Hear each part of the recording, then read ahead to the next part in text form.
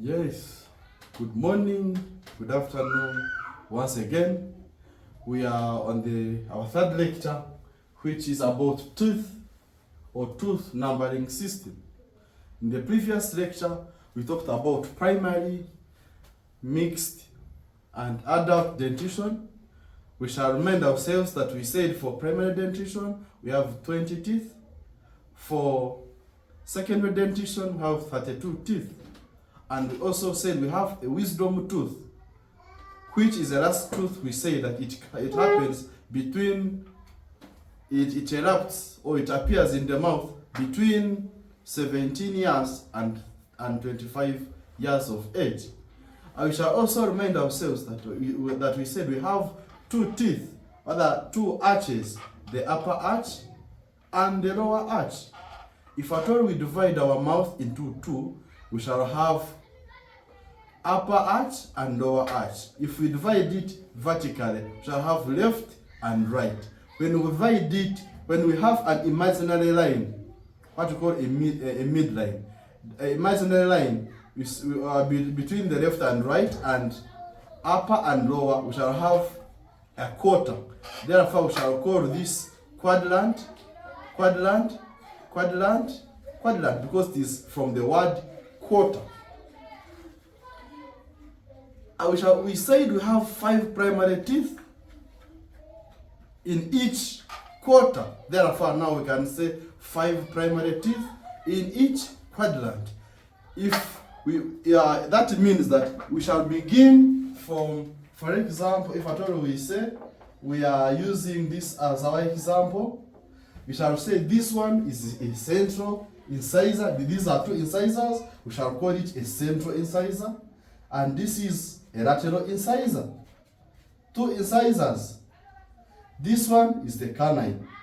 It means we said we don't have premolars in the primary dentition. Therefore, we shall have the first molar and second molar.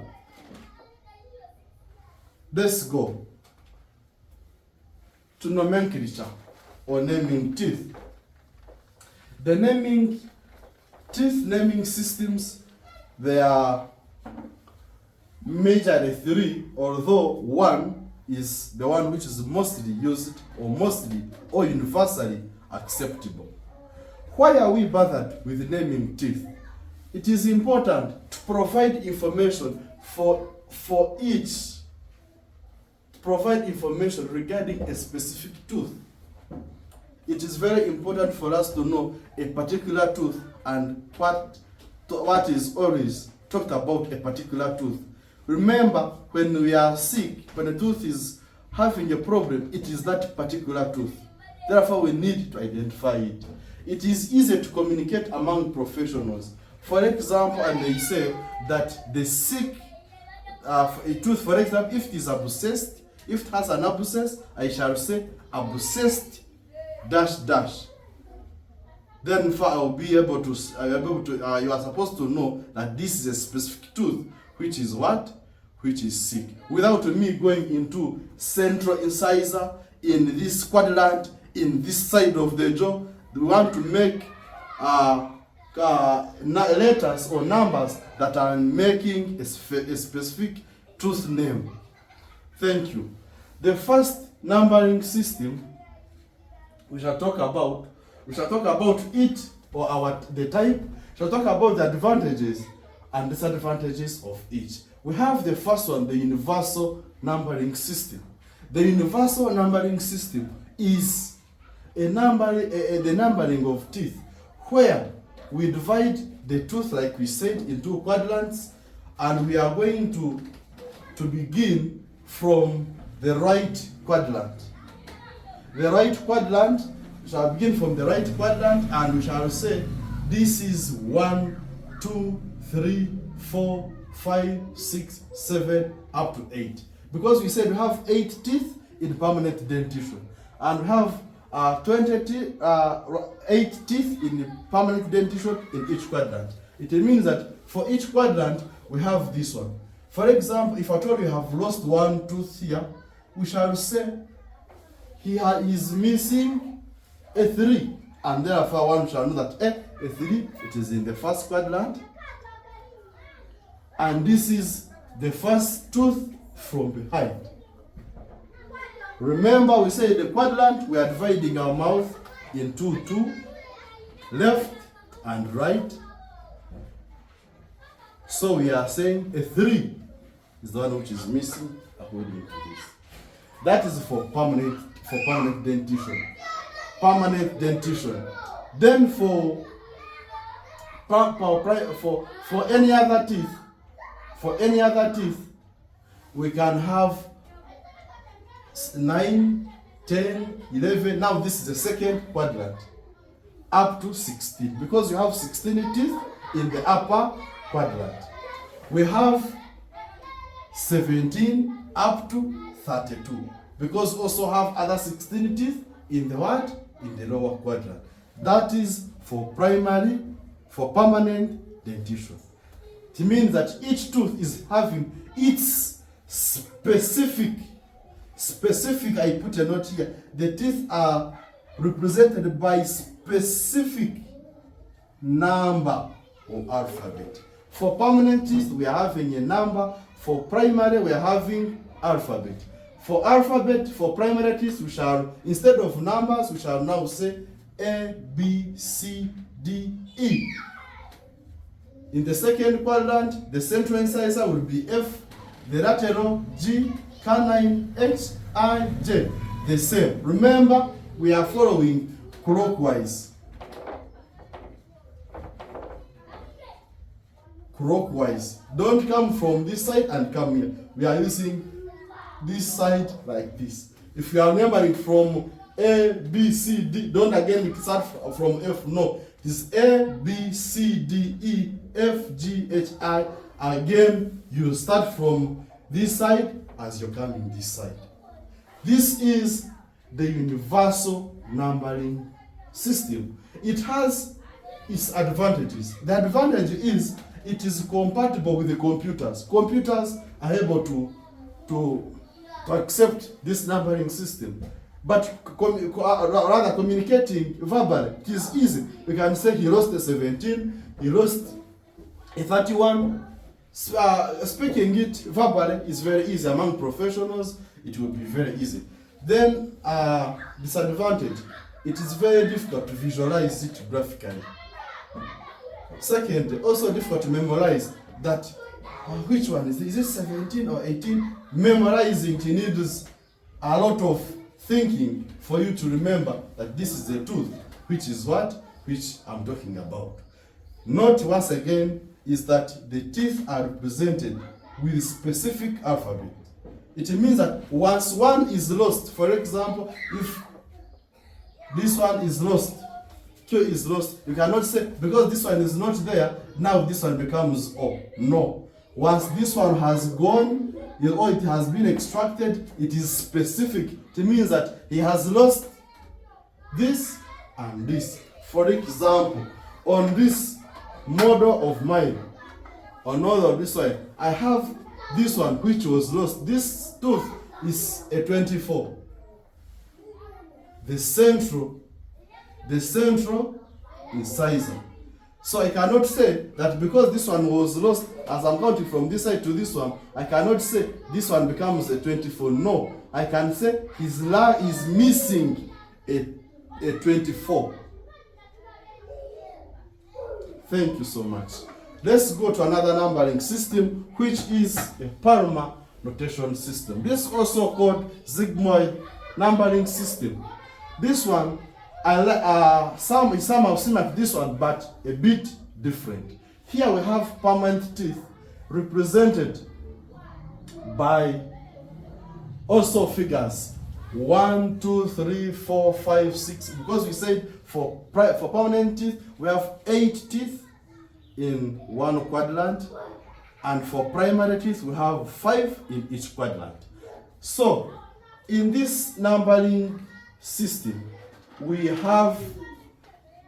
use bracket shapes to identify the quadrant. Remember, I said a quadrant is a quarter. A quadrant is a quarter. Each quarter is a quadrant. So here we are using bracket shapes to identify. Bracket shapes are meaning this one, you can mean this one, or this one. Those are what we call bracket shapes. What am I talking about? It means that if at all I'm talking about permanent teeth, we are saying permanent teeth, we are using figures. I can easily say, if at all I say I'm trying to mean, for example, this canine, I will say this one and 3. I've named. If I'm meaning, for example, if I want to maybe also name this tooth, this 8 here, I will use this, then 8. The bracket shape, which means upper left quadrant. If at all I want to talk about this first premolar in this second quadrant, I will say this is the lower left bracket, and it is the first tooth. I hope you have understood. We are using bracket shapes to identify the quadrant of that particular side. Thank you. We now go to primary teeth. For primary teeth, like we had said, here we are using A, B, C, D. Remember here we said A, B, C, D, then you F, G, H, I. But here we are saying A, B, C, D. We are A, B, C, D, E. So also we are using bracket shapes. So here we shall say, if at all we want to mean the central incisor, we shall call it central incisor A, B, C, D, and the last molar, or the second molar, E. So the second molar here, I will say this is the shape of the upper left quadrant, and E, meaning I'm naming this. If I'm naming this D, I will now say this is the lower right quadrant, and D. As simple as this. I hope we understand this. We are using bracket shapes, which you can get when we divide our oral cavity into 4, making quadrants. What can be advantages? Advantages number 1, it is simple. Very simple. It is simple.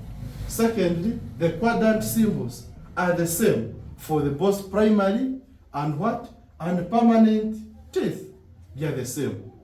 The only difference is that you shall use figures 1 to 8 rather than numbers 1 to 8 for permanent, but for primary you shall use A to E for primary teeth. What are the disadvantages? Some people find it difficult because the symbolic system is not compatible. The symbolic system is not compatible with computers. Computers don't find it favorable for this tooth, are not compatible with computers. Secondly, it is difficult for verbal communication. For you to put that sign now, speaking it to a colleague, it is a bit difficult.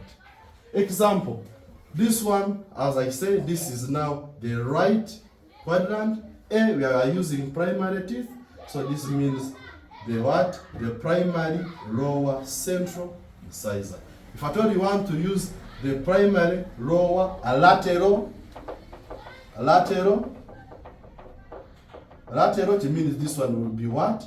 Will be B, because we are talking about this tooth. Thank you so much. The last one, which I want to talk about, which is acceptable. Acceptable is the most used and the universally acceptable. You need to pay extra attention for this one. Let me create some space. This one is called the World Dental Federation notation. You can also call the DFI system or the Federation Dental International. This one is the one which is used both in most of the countries, and let's go through it. For this one, we are using a 2-digit system. A 2-digit system. What do we mean? We are using 2 digits. 2-digit system in that the first digit is going to represent the number of quadrant. The first digit will represent the number of the quadrant. We said as we divide the tooth into 3, rather into 2, left and right, we shall say this is the upper arch, the lower arch. We divide into 2. This is the left, the right. This is the what? This is the right. This is the left.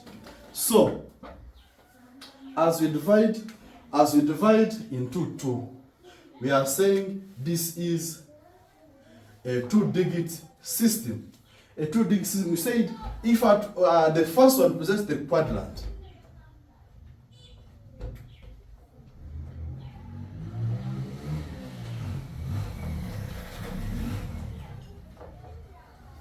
this is our oral cavity, a representation of oral cavity having 1, 2, 3, 4, 5 teeth. I can also give another representation of an oral cavity having the teeth. Of course, we said for them they are 8 in number. We have the central incisor, lateral incisor, we have canine, we have first premolar, we have second premolar, we have the first molar, second molar, third molar. The same happens here. Central incisor, lateral incisor, canine, first premolar, second premolar, first molar, second molar, third molar. What happens? Happens here also.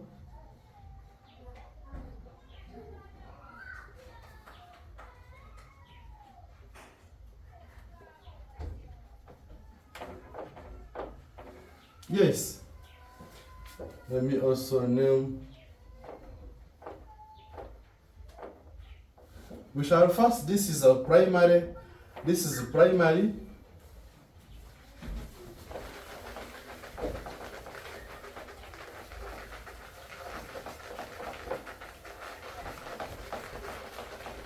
Yes, this is primary dentition because there are 5 teeth in each quadrant, and this is permanent dentition because there are 8 teeth in each quadrant. So we are saying the first digit, this one, the first digit is going to replace the quadrant. As we divide the mouth into 4, we shall say for permanent dentition, this is primary, this is permanent. For primary dentition, and this is permanent dentition. For the permanent dentition, we shall say this is the quadrant 1, quadrant 2, quadrant 3, and quadrant 4. Remember, we are using clockwise. All dentition we are using clockwise. For the permanent dentition, for the primary dentition, we shall say this one is quadrant 5, 6, 7, and 8. It means that the first digit will be 1 for permanent teeth. For the primary will be 5. Then the second digit is going to represent the tooth number within that quadrant. Tooth number within that quadrant. It means that since we have for primary teeth, it's going to be, we said already this is 5, 6, 7, and 8. So it means that now, since it's going to be the tooth number of that quadrant, for primary dentition, we shall say this one is 6-1, 6-2, 6-3, 6-4, 6-5. For primary dentition, the central incisor is 5-1. Lateral incisor, 5-2. Canine, 5-3. This one, 5-4. And this one, 5-5. The same applies to the permanent. Now for the permanent, we shall say for them it is quadrant 1, quadrant 2, quadrant 3, quadrant 4. So it means this is 1, 2, 3, and 4. So for me to name a tooth in this quadrant, I'm going to use what we have said here. We are saying the first one represents the digit. It means if I'm to use, for example, this is 5, it is sorry, we are saying this is the first digit representing the quadrant number. This is 1, and this is 1. Then the tooth number, this is 1, 1. Second, this becomes 1, 2, 1, 3, 1, 4, 1, 5, 1, 6, 1, 7, 1, 8. It means the wisdom tooth is going to be called what? 1, 8. If I can examine a patient and he has lost a tooth, or maybe 1, 8 is not there, because we say it comes at 17, 25 years. For example, if I examine a 15-year-old, he's not going to be having this tooth. Therefore, I can say that patient X or gentleman X is lacking a 1, 8. Let's go and name these teeth. This becomes, the first one is the first digit represent the quadrant, so this becomes 2. Then the second one is going to represent the tooth number. This becomes 2, 1, 2, 2, 2, 3, 2, 4, 2, 5, 2, 6, 2, 7, and 2, 8. As we go, we shall use clockwise. So it means that now it becomes what? 3, 1, 3, 2. Because we said we have 8 teeth up to what? 3, 8. So this becomes 4, 1, 4, 2, 4, 3, 4, 4, 4, 5, up to 4, 8. Remember what we talked about, succedaneous teeth. So I'm going to ask you one question. A question can be, which of the following is a succedaneous teeth?